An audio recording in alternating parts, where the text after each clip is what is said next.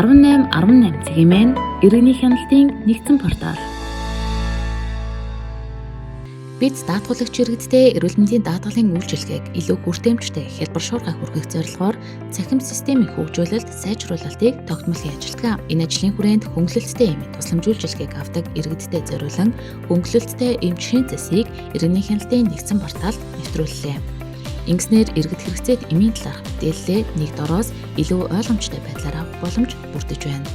Та 1818 цэгийн цахим системийн грейд байгууллагууд цэсний хөнгөлөлттэй эм хэсэгт хандан өөрт хэрэгтэй эмийн мэдээллийг хайж үзэх боломжтой. Энэхүү цэснээс эмийн нэр болон ангиллаар хайлт хийх, тухайн эм ямар эмийн сангуудад байгаа мэдээллийг харах, эмийн үндсэн үнийн мэдээлэл болон даатгалаас өнгөлөх үнийн дүн, иргэнээс төлөх үлдэгдэл төлбөрийг тус нь харах боломжтой. Мөн даатгалагчдаа шаардлагатай эмийнхээ тоош эрхийг оруулснаар нөөцтэй эмийн сангуудыг ялхан харах, нийт үнийн тооцоолол хийх, даатгалын хөнгөлөлтийн бодит хэмжээг харах тооцоолох боломжтой юм.